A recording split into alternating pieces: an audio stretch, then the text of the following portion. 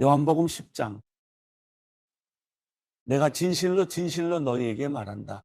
양이 우리에 들어가되 문으로 들어가지 않고 다른 길로 넘어 들어가는 사람은 도둑이요 강도다. 문으로 들어가는 사람은 양들의 목자다. 문지기는 목자를 위해 문을 열어주고 양들은 목자의 음성을 알아듣는다. 목자는 자기 양들의 이름을 하나하나 부르며 밖으로 데리고 나간다. 자기 양들을 다 불러낸 다음에 목자가 앞서가면 양들은 목자의 음성을 알고 뒤따라간다. 그러나 양들은 결코 낯선 사람을 따라가지 않는다. 낯선 사람의 음성을 알아듣지 못하기 때문에 양들은 도리어 그에게서 피해 달아난다. 예수께서 그들에게 이런 비유로 말씀하셨지만 그들은 예수께서 자기들에게 무슨 뜻으로 그렇게 말씀하시는지 깨닫지 못했습니다. 그래서 예수께서 다시 말씀해 주셨습니다. 내가 진실로 진실로 너희에게 말한다. 나는 양의 문이다. 나보다 먼저 온 사람들은 모두 다 도둑이며 강도였기에 양들이 그 말을 듣지 않았다. 나는 문이다. 누구든지 나를 통해 들어오는 사람은 구원을 얻고 들어오고 나가면서 꼴을 얻을 것이다. 도둑은 훔치고 죽이고 멸망시키려고 온다. 그러나 내가 온 것은 양들이 생명을 얻게 하되 더욱 풍성하게 얻게 하려는 것이다. 나는 선한 목자다. 선한 목자는 양들을 위해 자기 생명을 내놓는다. 삭구는 목자가 아니요 양들도 자기 것이 아니기 때문에 이리가 오는 것을 보면 양들을 버리고 달아난다. 그러면 이리가 양들을 물어가고 양떼를 흩어버린다. 달아난 것은 그가 삭군이므로 양들에게 관심이 없기 때문이다. 나는 선한 목자다. 나는 내 양들을 알고 내 양들은 나를 안다. 이것은 마치 아버지께서 나를 아시고 내가 아버지를 아는 것과 같다. 나는 양들을 위해 내 생명을 내놓는다. 내게는 이 양이 우리에 속하지 않은 다른 양들도 있는데 그들도 데려와야 한다. 그들도 역시 내 음성을 들을 것이며 한 목자 아래서 한 무리 양떼가 될 것이다. 내 아버지가 나를 사랑하시는 까닭은 내가 생명을 다시 얻기 위해 생명을 내놓았기 때문이다. 누가 내게서 생명을 빼앗는 것이 아니라 내가 스스로 내놓는 것이다. 나는 그것을 내놓을 권세도 있고 또다시 얻을 권세도 있다. 이 계명은 내가 내 아버지께로부터 받은 것이다. 이 말씀 때문에 유대 사람들은 다시 의견이 갈라지게 됐습니다. 그들 중 많은 사람들이 그는 귀신 들려 미쳤다. 그런데 왜 그 사람의 말을 듣느냐 하고 말했습니다. 그러나 또 다른 사람들은 이 말은 귀신 들린 사람의 말이 아니다. 귀신이 눈먼 사람의 눈을 뜨게 할 수 있겠느냐라고 말했습니다. 예루살렘에 수정절이 이르렀는데 때는 겨울이었습니다. 예수께서는 성전 안에 있는 솔로몬 행각을 거닐고 계셨습니다. 그때 유대 사람들이 예수를 둘러싸고 말했습니다. 당신은 언제까지 우리를 헷갈리게 할 작정이요? 당신이 그리스도라면 그렇다고 분명하게 말해보시오. 예수께서 대답하셨습니다. 내가 이미 말했지만 너희가 믿지 않는구나. 내가 내 아버지의 이름으로 행하는 일들이 나에 대해 증언한다. 그런데 너희가 믿지 않는 것은 내 양이 아니기 때문이다. 내 양들은 내 음성을 알아듣는다. 나는 내 양들을 알고 내 양들은 나를 따른다. 나는 그들에게 영생을 준다. 그들은 영원히 멸망하지 않을 것이며 어느 누구도 내 손에서 그들을 빼앗을 수 없다. 그들을 내게 주신 내 아버지는 모든 것보다 더 크신 분이다. 어느 누구도 그들을 내 아버지의 손에서 빼앗을 수 없다. 나와 내 아버지는 하나다. 이때 유대 사람들이 다시 돌을 집어들어 예수께 던지려고 했습니다. 그러자 예수께서 그들에게 말씀하셨습니다. 내가 아버지께로부터 받은 선한 일들을 너희에게 많이 보여주지 않았느냐? 그런데 너희가 그중 어떤 일로 내게 돌을 던지려는 것이냐? 유대 사람들이 대답했습니다. 우리가 당신을 돌로 치려는 것은 선한 일을 했기 때문이 아니라 하나님을 모독했기 때문이요. 당신은 사람이면서 자신을 하나님이라고 했어. 예수께서 그들에게 대답하셨습니다. 너희 율법에 내가 너희를 신들이라고 했다는 말이 기록되어 있지 않느냐? 하나님의 말씀을 받은 사람들을 하나님께서 신들이라고 하셨다. 성경은 폐기할 수 없다. 그런데 아버지께서 거룩하게 하셔서 세상에 보내신 그가 자기를 하나님의 아들이라고 말한다고 해서 너희는 그가 하나님을 모독한다고 말하느냐? 내가 내 아버지의 일을 하지 않거든 나를 믿지 말라. 그러나 내가 아버지의 일을 하거든 비록 너희가 나를 믿지는 않더라도 그 일들은 믿어라. 그러면 아버지가 내 안에 계시고 내가 아버지 안에 있다는 것을 깨달아 알게 될 것이다. 유대 사람들은 또다시 예수를 잡으려고 했으나 예수께서는 그들의 손에서 벗어나서 피하셨습니다. 예수께서는 다시 요단강 건너편 곧 전에 요한이 세례를 주던 곳으로 가셔서 그곳에 머무르셨습니다. 그러자 많은 사람들이 예수께 나아가 말했습니다. 요한이 표적을 일으키지는 않았지만 요한이 이 사람에 대해 한 말은 모두 사실이었다. 그곳에서 많은 사람들이 예수를 믿게 됐습니다. 요한복음 11장. 나사로라고 하는 사람이 병이 들었는데 그는 마리아와 그의 자매 마르다의 마을 베다니에 살고 있었습니다. 이 마리아는 예수께 향유를 붓고 자기 머리털로 예수의 발을 닦아드린 여인인데 그 오빠 나사로가 병이 든 것입니다. 그래서 두 자매는 사람을 예수께 보내어 말했습니다. 주여, 주께서 사랑하시는 사람이 병들었습니다. 예수께서는 이 말을 듣고 말씀하셨습니다. 이 병은 죽을 병이 아니다. 이것은 하나님의 영광을 위한 것이요. 이 일을 통해 하나님의 아들이 영광을 받게 될 것이다. 예수께서는 마르다와 그녀의 자매와 나사로를 사랑하셨습니다. 그러나 나사로가 아프다는 말을 들으시고도 예수께서는 계시던 곳에 이틀이나 더 머무르셨습니다. 그러고 나서야 예수께서 제자들에게 다시 유대 지방으로 돌아가자 하고 말씀하셨습니다. 제자들이 예수께 말했습니다. 랍비여, 얼마 전에 유대 사람들이 선생님을 돌로 치려고 했는데 또다시 그리로 가려고 하십니까? 예수께서 대답하셨습니다. 낮은 12시간이나 되지 않느냐? 낮에 다니는 사람은 이 세상의 빛을 보기 때문에 넘어지지 않는다. 그러나 밤에 다니면 그 사람 안에 빛이 없기 때문에 넘어진다. 예수께서 이 말씀을 하신 뒤에 그들에게 말씀하셨습니다. 우리 친구 나사로는 잠이 들었다. 그러나 이제 내가 가서 그를 깨우겠다. 예수의 제자들이 대답했습니다.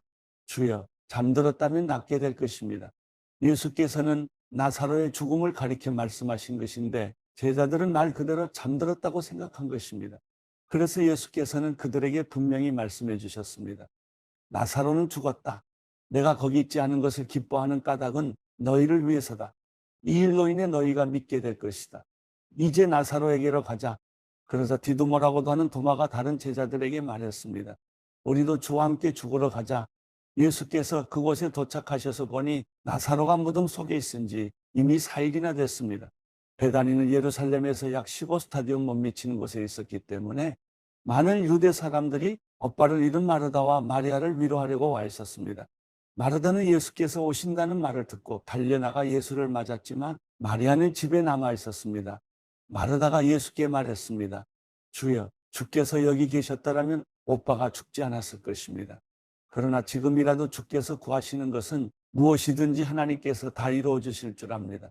예수께서 마르다에게 말씀하셨습니다. 내 오빠가 다시 살아날 것이다. 마르다가 대답했습니다. 그가 마지막 날 부활 때에 다시 살아나리라는 것은 제가 압니다. 예수께서 마르다에게 말씀하셨습니다. 나는 부활이요 생명이니 나를 믿는 사람은 죽어도 살겠고 살아서 나를 믿는 사람은 영원히 죽지 않을 것이다. 내가 이것을 믿느냐? 마르다가 예수께 말했습니다. 네, 주여. 주는 세상에 오실 그리스도이시며 하나님의 아들이심을 제가 믿습니다. 마르다는 이 말을 하고 나서 돌아가 자기 동생 마리아를 불러 가만히 말했습니다. 선생님이 여기 와 계시는데 너를 부르신다. 마리아는 이 말을 듣고 급히 일어나 예수께로 갔습니다. 예수께서는 아직 동네에 들어가지 않으시고 마르다가 마중 나갔던 그곳에 계셨습니다. 마리아와 함께 집안에 있으면서 그녀를 위로하던 유대 사람들은 마리아가 벌떡 일어나 나가는 것을 보고 통곡하러 무덤에 가는 줄 알고 따라 나섰습니다. 마리아는 예수께서 계신 곳에 이르러 예수를 보자 그 발 앞에 엎드려 말했습니다. 주여, 주께서 여기 계셨더라면 저희 오빠는 죽지 않았을 것입니다. 예수께서는 마리아가 흐느껴 우는 것과 따라온 유대 사람들도 함께 우는 것을 보시고 마음이 비통히 괴로워하셨습니다. 예수께서 말씀하셨습니다. 나사로를 어디에 뒀느냐? 그들이 대답했습니다. 주여, 와서 보십시오. 예수께서는 눈물을 흘리셨습니다. 그러자 유대 사람들이 말했습니다. 보시오, 그가 나사로를 얼마나 사랑하셨는지. 그러나 그들 중 어떤 사람은 이렇게 말했습니다. 눈먼 사람의 눈을 뜨게 하신 분이 이 사람을 죽지 않게 하실 수는 없었다는 말이요. 예수께서는 다시금 속으로 비통하게 여기시며 무덤 쪽으로 가셨습니다. 무덤은 입구를 돌로 막아놓은 동굴이었습니다. 예수께서 말씀하셨습니다. 돌을 옮겨 놓아라. 죽은 사람의 누이 마르다가 말했습니다. 하지만 주여, 그가 저기 있은 지 4일이나 돼 벌써 냄새가 납니다. 예수께서 말씀하셨습니다. 내가 믿으면 하나님의 영광을 볼 것이라고 내가 내게 말하지 않았느냐? 사람들은 돌을 옮겨 놓았습니다. 예수께서 하늘을 우러러보시고 말씀하셨습니다. 아버지여, 아버지께서 내 말을 들어주신 것을 감사드립니다. 아버지께서는 언제나 내 말을 들어주신다는 것을 내가 압니다. 그러나 지금 이렇게 말하는 것은 여기 둘러서 있는 사람들을 위해서입니다. 아버지께서 나를 보내셨다는 것을 그들로 하여금 믿게 하려는 것입니다. 예수께서 이렇게 말씀하시고 큰 소리로 외치셨습니다. 나사로야, 나오너라. 죽었던 나사로가 나왔습니다. 그의 손발은 배로 감겨 있었고 얼굴은 천으로 쌓여 있었습니다. 예수께서 그들에게 말씀하셨습니다. 그를 풀어줘 다닐 수 있게 하라. 마리아에게 왔던 많은 유대 사람들이 예수께서 하신 일을 보고 예수를 믿게 됐습니다. 그러나 그중 몇몇 사람은 바리새파 사람들에게 가서 예수께서 하신 일을 알려주었습니다. 그러자 대제사장들과 바리새파 사람들은 공회를 소집해 말했습니다. 이 사람이 많은 표적들을 행하고 있으니 우리가 어떻게 하면 좋겠습니까? 만약 이대로 내버려뒀다가는 모든 사람이 그를 믿게 될 것입니다.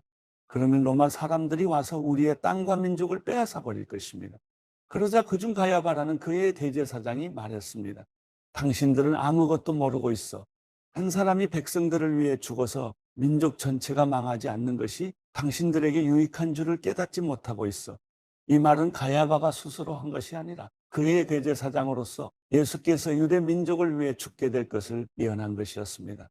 또한 유대 민족뿐만 아니라 흩어진 하나님의 자녀들을 모아 하나 되게 하기 위해 죽으실 것을 예언한 것이었습니다. 그날로부터 그들은 예수를 죽이려고 음모를 꾸몄습니다. 그래서 예수께서는 유대 사람들 가운데 더 이상 드러나게 다니지 않으셨습니다. 거기에서 떠나 광야 가까이에 있는 에브라임이라는 마을로 가서 제자들과 함께 머무르셨습니다. 유대 사람의 유월절이 다가오자 많은 사람들이 유월절이 되기도 전에 자신의 몸을 정결하게 하려고 시골로부터 예루살렘에 올라왔습니다.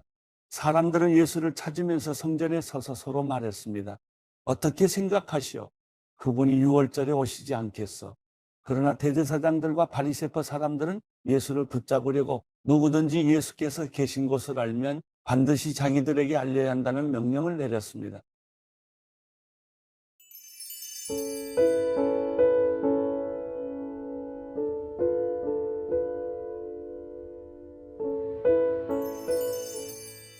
시편 150편 여호와를 찬양하라. 그분의 성소에서 하나님을 찬양하라. 그분의 능력이 머무는 하늘에서 여호와를 찬양하라. 그분의 놀라운 일들을 두고 여호와를 찬양하라. 그분은 한없이 위대하시니 그것을 따라 여호와를 찬양하라. 나팔 소리로 여호와를 찬양하라. 하프와 수금으로 여호와를 찬양하라. 탬버린을 치고 춤을 추며 여호와를 찬양하라.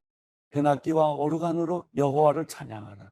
큰 소리 나는 심벌주로 여호와를 찬양하며 심벌주의 높은 소리로 여호와를 찬양하라. 호흡이 있는 모든 것들은 여호와를 찬양하라. 여호와를 찬양하라.